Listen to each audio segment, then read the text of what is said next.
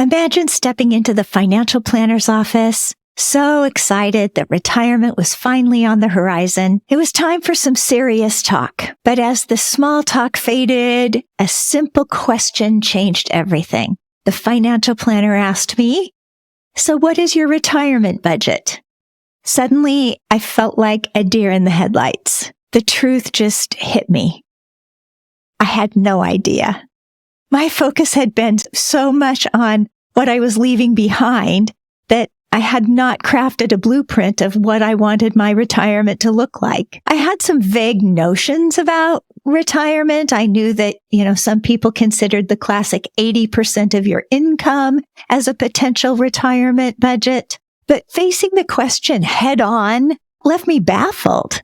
How could I set a budget when I had not defined how I wanted to spend my retirement days? The truth is, a retirement budget hinges on our vision. So if you've ever faced this dilemma, my first guest is here to help unravel it all. Nicholas Pihl is a financial planner who views retirement through a holistic lens. Nicholas lifts the curtain on the changing landscape of retirement planning. It's not just about the dollars. It's about weaving our passions into our financial preparedness. So without further ado, join me in welcoming Nicholas Pihl to the podcast. Get ready to uncover the art of crafting a retirement that's rooted in what truly matters. Welcome to Retire Your Limits, the podcast for women who are ready to rewrite the rule books and redefine what it means to retire. I'm your host, Gayla Beyer, nurse practitioner turned wellness coach for retiring women. Planning this next chapter of our lives can be overwhelming. At least I know it was for me. This podcast is about putting you first, challenging the norms, and unlocking what's possible for you as you step into this new era of retirement. So ready to retire your limits? Let's dive in. Hi, Nicholas. Welcome to the podcast. Hi, yeah. Thanks for having me on, Gayla. Yeah. Tell us a little bit about you. I am a lifelong Oregonian. I grew up in Sherwood, Oregon, actually, when it was still mostly cow pastures and gravel roads. I went to school at Oregon State and Go Beavs. Majored. Oh, yeah? Are you a Beaver fan as well? Oh, excellent. Yeah. I knew we got along well. Yeah. And then after school, I got a job at an investment management firm, mostly working with high net worth individuals. So those people with $5 million or more of assets. And it was good. They're interesting people. I liked them and stuff, but found that there was a big opportunity to do more planning work for people in terms of making that transition to retirement, both on a personal level and also a lot of people who, if you've got $5 million, for a lot of people, that's, oh yeah, no problem. I can retire whenever. But there's a lot of people in that $500,000 to $5 million of net worth range where there's a lot of good that I can do to help them retire and have a great life and manage some of the risks that could otherwise sideswipe a great retirement. Yeah. What I picked up on what you just said was to retire and have a great life and to reduce the risks. Yeah. And those are things that I think are so important. And so that brings me to your website. On your homepage of your website, you mention health and wellness. Tell me why you have such an interest or passion in health and wellness with retirement planning. Oh, first and foremost, if you don't have your health, there's not a lot you can really do to enjoy your life. There's that saying, she who has her health has many wishes, and she who doesn't has just one. Yeah.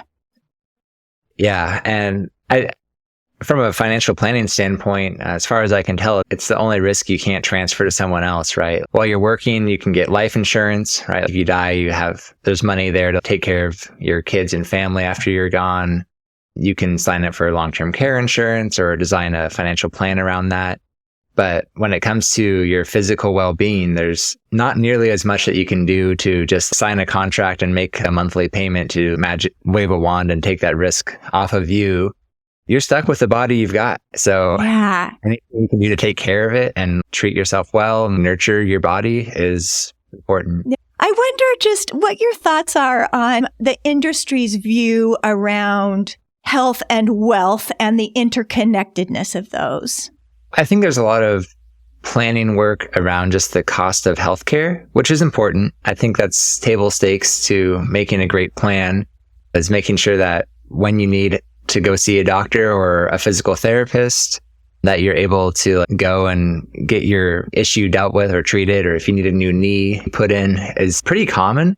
What's expensive, and you got to plan for that in terms of your finances.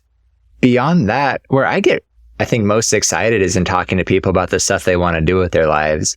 And that doesn't mean everyone has to go backpack Europe or go on like a motorcycle tour of Asia or something like that. It doesn't need to be that extreme. But if you ask people how they want to spend their time, it's how they want to be active. They want to spend time with their friends. They want to be able to take trips to the coast. People have these like passionate hobbies that connect them with all these other things that are good in life. They're not doing these things alone. They're going out with friends to do these things. So you're socially connected. You're physically active. You've got just a greater sense of wellness from being out in nature.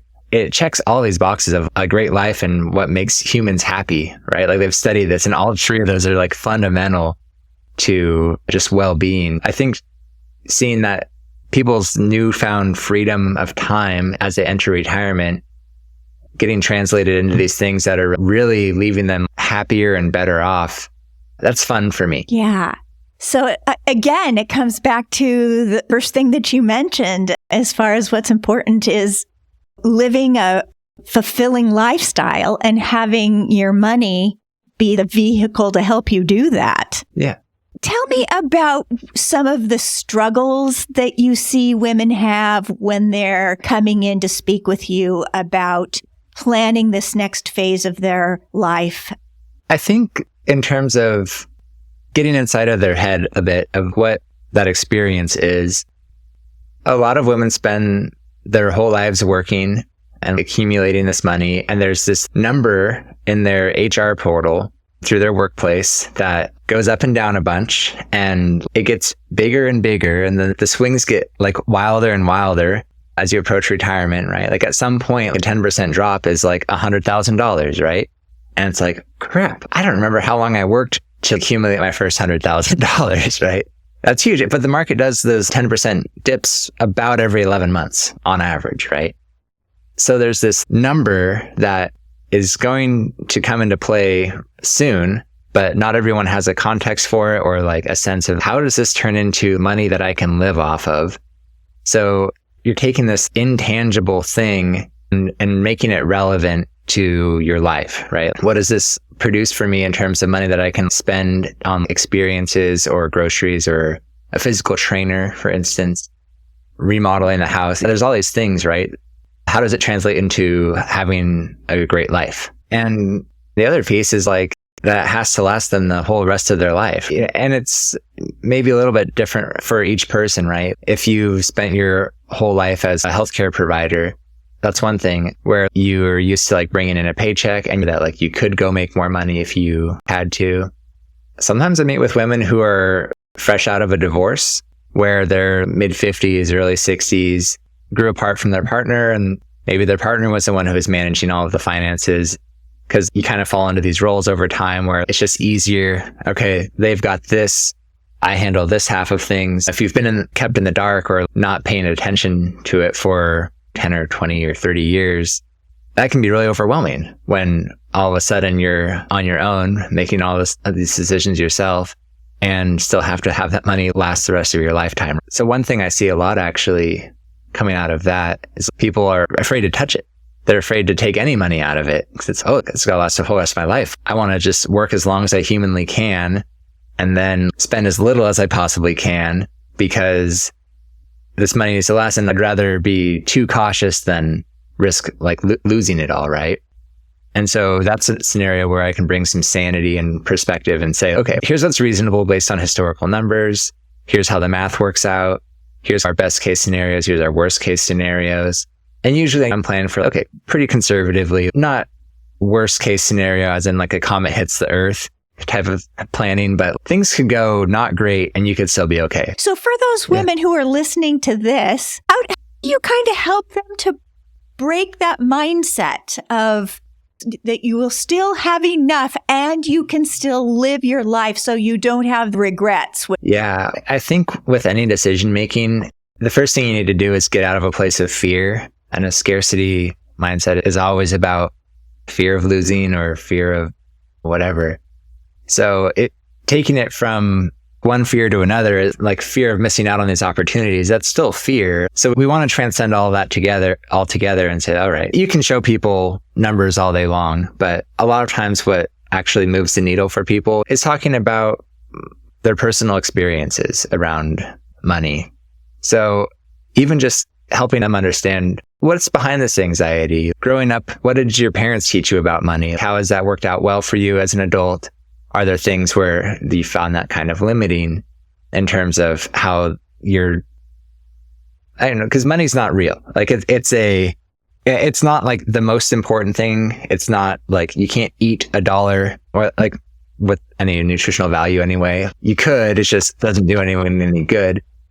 It's just rife with like beliefs and attitudes and myths sometimes, or stories you tell yourself. A lot of people grew up without money and they're really afraid of going back to that, right? And along with all the fear, there's worry and there's anxiety, but also asking people about, what are some times where you overcome a difficult situation? Like, when have you been really resourceful and resilient? And people in general, but especially a lot of the women I talk to, are incredibly resilient. You know, some of the stuff they've been through or dealt with and overcome in their lifetimes, like there's so much strength that they have inside them that they're not giving themselves credit for. That's absolutely right. Yeah. Recognize that money mindset and then helping them you're really coaching them to see where they have been able to break free of some of that in the past. So they can bring those same skills, those strengths to the future and to their planning now. Great. How have you seen retirement, in particular women retiring, shifting in the past 5 years or so? Yeah, that's an interesting one. I think one thing I've seen in terms of, there was a while where no life was happening whatsoever, right? Because of COVID, like no one was doing anything to like freshen up their house, no remodels, no one was buying new cars, and we can't go on vacation. And then on the back end of that, there's the term that people use is like revenge spending, going out and just like, life is short. Like we might die at any day. We might have to go back into lockdown for another year or something. Let's go make hay while the sun is shining. Enjoy life in the here and now. And there's, I think, a degree of that's generally a good realization, because like, yeah, we are all going to die someday. We don't have any guarantees of how long we're here. And if there's a life that you can picture for yourself that's different or better or fuller than what you've got going on right now, that's worth taking some small steps towards. Yeah, I love that. Yeah. So the kind of the realization through the pandemic that life is short and things can happen, and really being able to recognize that the time is now. If we have dreams, the time is now, at least to start planning for them, if not actually doing them. And that was always true, right? And it's just like we all realized it collectively, where we're like, yeah, we don't have guarantees, right? Yeah. You think that you can go to Europe anytime you want, and like that's not always the case. So there's this limited window. And I think a lot of retirees, like that first 5 to 10 years of retirement, right? Like they've got the energy and the health to do it. And I think there's that realization that, like when I'm 80, I'm not going to be going to Japan or whatever. That's a great thing to do when you're 60. You have maybe double or triple the energy of an 80-year-old, right? Yeah. Yeah. When I hear that, there's something in the back of my mind that challenges that and wants to say, why not? Why not when you're 80? Yeah. Okay, I'm not going to talk to any 80-year-old and be like, you can't do this because you're 80. Right. I understand the idea of the go-go, the slow-go, and the no-go years. In the no-go years, it's usually in the 80s where people are slowing down, and they are slowing down. But I do know some like really active 80-year-old. I mean, my grandfather was still working on his farm until he was 86. So they sold the farm when he was 80. Yeah. Like he was doing a hard day's labor every day up until his mid-80s. So people do it. I think the useful part of that perspective or that belief is that it brings you back into the present. Of this present moment is like all you ever really get. And if there's stuff that you want to do, like it's great to do it. Yeah. And I think it's also good spending a little time reflecting. Let's say looking back on my life 25 years from today, if it's gone great, what does that look like? What are the experiences I got to have? What's my day-to-day life look like? Ideally, what are the important relationships to me? What do those look like? And you can fill in some of those details. And that's something I ask clients about. What does that look like to you? What comes up? Yeah. That's a big part of the Retiree Limits program, to really dive in and find out what is that authentic thing that has so much meaning that's really important. And that's so critical, because I do know and hear of a lot of women who retire and they're bored and they have no idea what they want to do. So they really struggle with that, which kind of brings up the whole idea of the deathbed regrets and the women who are constantly feeling like something's missing. I hear this all the time too. I'm happy. I like retirement. I sure don't want to be working, but something is missing. Do you hear that from women? I don't hear it explicitly, but it's there. I think what you're mentioning about deathbed regrets is probably an interesting way to get there with people, because there's goals, right? And then there's also anti-goals, where it's like, what's a great life look like? But also, what do I want to not have happen? What do I not want my experience to be? And in some ways, that can be even more compelling to people. It can get people unstuck, because I don't want to be stressed and lonely. Those two particular things in combination with one another is hell. That's just the worst thing that like humans can go through, is to be, because we can go through stressful times with people. And those are some of our richest memories. Going through stressful times alone just plain old sucks. Yeah. I don't know. I put that on my own plane a little bit. Okay. Yeah. So how do I avoid that? I love that. So we do workshops where we kind of write our own obituary, right? Or write what our legacy is. And I just did that exercise for myself, actually. It's a exercise to really be able to develop a structure or a framework for how you want this retirement, this next chapter to look. And in doing that, then you know what you do want to have happen, and you also know what you don't want to have happen. And you're right. Loneliness, I think, is what I understand for myself and for women I speak with to be the worst thing, to be lonely. Yeah. The other thing is to be dependent on someone else. Yeah. So again, that goes around really taking care of your health for as long as possible so that you're able to stay mobile and independent. So many of these things, when you identify those things that are important by this exercise, thinking back about what you don't want to regret, you can really identify these things, and it can be motivating. Because the thing is, I think we have a little bit of a epidemic of loneliness in the United States. And I think especially retirees, like you get out of the workforce, or even really anyone in a work from home world, it's easy to be lonely. And we're all lonely just next to each other. There's all sorts of things you can do to get involved with other people, really connect with people. And not everyone has to be your best friend forever, but getting out of the house to play tennis or play pickleball. Had 2 clients randomly in the same week mention bird watching. Yeah. And I don't know if that's like a new thing. It's an old thing. It's an old thing that like I've never heard anyone seriously. I saw it in like Far Side cartoons is my only exposure to it, because it's like that kind of old fashioned thing. But it had this huge resurgence lately where if you go on Meetup, there's like bird watching groups. And I have 2 friends who are into it, and I have 2 clients who are into it, just randomly. And it's like, there's something to it. I think you're just sitting on a bench with someone watching birds. It's a nice way to spend your day. It is. I know my son is very interested in bird watching. And when I go just on a walk with him, my whole world is opened up by all the birds he points out and all that I wouldn't even have recognized or heard them. So that's so cool. So there are so many ways nowadays for people to connect. And yet so many people are lonely. And I'm sure that loneliness impacts the way people think about their money. If they're alone and they're afraid because they don't have anybody else to support them, it really is going to impact their feelings and their mental blocks around spending that money.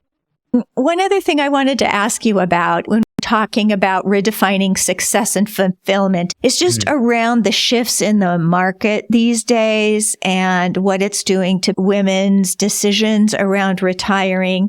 How are you seeing that affect women retiring now? Yeah.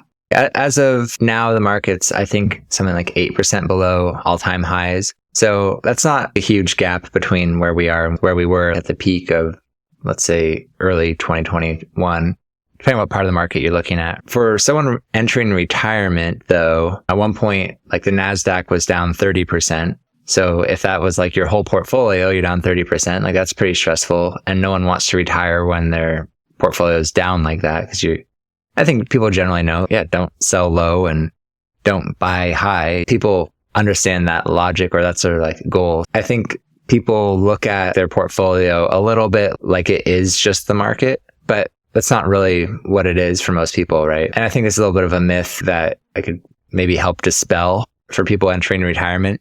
Like most of the retirees I talk to have at least some bonds in their portfolio. And so I encourage people to look at, okay, how many years of living expenses could those bonds cover? Because bonds typically don't lose as much value as stocks do in a downturn. If you're selling some of those bonds and maybe you need to go through 5 years of selling bonds before stocks are back to where they were, and then you're able to live off of some of that money instead. So you don't have to sell like your stocks at the bottom, but you can still take money out of your portfolio because it's these two separate things that you're invested in. Yeah. Does that make sense? Yes, it does. Yeah. Okay. So not necessarily a hurdle right now is what I'm hearing. Not necessarily a hurdle right now. And I think in general, during when the market was down, I think the S&P was down as much as 20%. NASDAQ was down 30%. Like it still wouldn't have been a hurdle, right? Because a lot of times someone who's say 60, maybe their portfolio is 60% stocks, 40% bonds. So just for round numbers, like $1 million portfolio, that means like $600,000 is in stocks, and that's going to be the volatile part. But then that's $400,000 that it's in these like relatively safe interest paying things that the value of a bond can fluctuate a bit, but that's still money that if you have to sell something to live on, that's a lot safer place to take money from than stocks, which are a little bit like more all over the board. You want stocks for long-term growth, keeping up with inflation, making sure you might last for 30 or 40 years. That's still important. It doesn't mean the market has to be making like new highs today if you want to retire today. Yeah. Okay. That's reassuring. And my other question is just around women moving in and out of the workplace. This is a trend that I'm seeing. There are a lot of women who are either choosing to retire from their career roles earlier and work in a different role, or they're transitioning out later because they can work part-time. Do you see that affecting women's financial picture? The financial reality of it is actually pretty good. During your peak working years, which are I think technically it's people's early 50s, there's a few things that are happening there where you're saving or maxing out your retirement savings. You're making mortgage payments, which are probably a similar amount. So between those two, you're looking at something like mid 40s to $50,000 a year that is not just going towards your daily living expenses. But there's a point where you're no longer saving for retirement and where your mortgage is paid off potentially. And at that point, okay, then it's just however much money you need to live on. And so you could go from working like full time and you can cut way back because by that point, you may not need to be saving for retirement still if you're going to be working another 5 years part time without touching the money. So that's a scenario that I'll model for people and say, hey, if this is what you're feeling, you want to work part time, that works financially. It's pretty good because especially if you can still get healthcare, that's like a $10,000 a year expense to just the premiums alone, or a $12,000 a year maybe. So that 5 years, even if you're not saving, that's a long enough time that your portfolio could grow pretty substantially. Or at a minimum, it's 5 years that you're not taking money out of your portfolio. And both of those really help your financial plan and like the longevity of that money. I'm hearing that it impacts your financial picture a lot. Yeah. And on a personal note, like if you're nervous about retiring, what am I going to do with my time? I'm so overwhelmed and stressed at work. How am I going to find hobbies or find time for friends or find time to plan a trip that I've always wanted to take? Like, or to deal with a remodel, because that's practically a full-time job by itself, right? Yep. If you have Been there. contractors, yeah. So you've got a scenario where financially it's not going to kill you for most people. And this isn't like individualized advice, just to be clear, Yes. Disclaimer. Don't go out and just do this because you heard on a podcast. But suddenly you've got the time to do all this stuff. So you can taste retirement. You can try it out. You can see if it works for you. And you might figure, wow, this is pretty great. I love not being at the office 5 days a week. Being there 2 days a week or 3 days a week, I actually like my job all of a sudden. It's because I have time to like take care of myself and take care of all the chores and have time for something fun. Yeah. Yeah. This is a huge solution that women just have not had as prevalently as we do now, since we've got remote work and being able to work online and having more work from home and having all of these platforms where you can do side gigs. This has just, to me, in my opinion, opened up a huge opportunity for women, not only to save money and let their portfolio grow and do something that they're passionate about, that they really love, but also to with a loneliness piece. When most of these women who are working, they're around other people, and that can be super helpful. Yeah. Anything else that you would like to share about redefining success and fulfillment as far as the financial picture goes? Yeah, I would say if you're on the fence about retiring and you're not sure if you want to retire, you can always get a financial plan and get someone who's a third party, like not in your day-to-day life, just someone with some knowledge and insight to say, okay, here's where you're at. And that doesn't mean you have to retire right then and there, but it does give you a snapshot of what realistically your options are. And you can see, oh, if I wanted to go to part-time, how's that work out? That could be a good way to put your toe in the water. But then if you're interested in more of a ongoing engagement or something, or making that full shift to retirement, like you can always check out my website and schedule an appointment. Tell us a little bit more about how to find you. Yeah, so it's pihlfinancialplanning.com. It's PIHL financialplanning.com. And I've got buttons there to schedule like a free introduction call. It's about 50 minutes just for me to learn a little bit about you and your situation and where are you at? What are your goals for the next few years? What are the issues that you're dealing with? And like, how can I be of service to you? You deal with some of those things that are keeping you up at night. Yeah. Tell us about your fee structure. Are you fee-based? Do you have ongoing planning?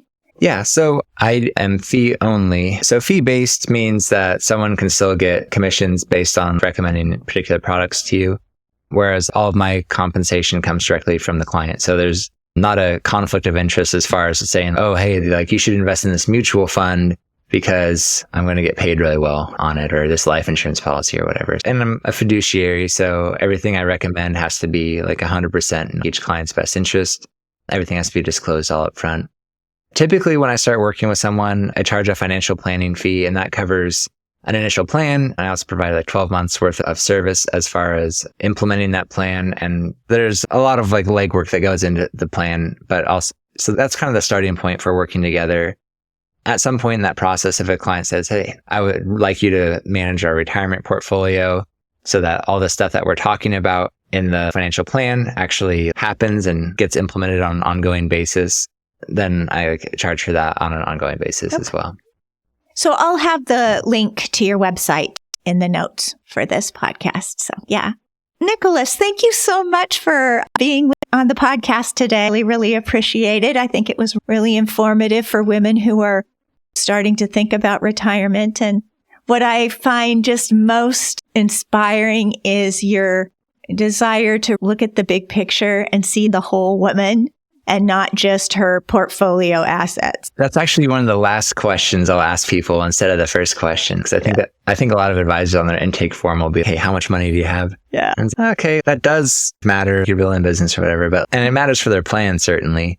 But it's like, the other stuff's just so much more interesting. Yeah. And I appreciated this conversation, especially because we were able to talk about some of those more like philosophical things Not that I think we were able to solve all of society's problems in our half hour here together. The question of what does a great life look like remains one for the ages, right? The Greek philosophers are talking about the same thing. Yeah. And here we are today, still trying to figure it out. It's super fun for me to talk through with each person. And yeah, I really enjoy it. Yeah, great. Thank you, Nicholas. Yeah, thank you, Gayla. Well, I hope you enjoyed the conversation with Nicholas Pihl. I'm curious, did the conversation change the way you think about your financial retirement planning? I would love to hear the comments down below. I would love to know your thoughts. So until next time, stay inspired and retire your limits. We'll see you next time.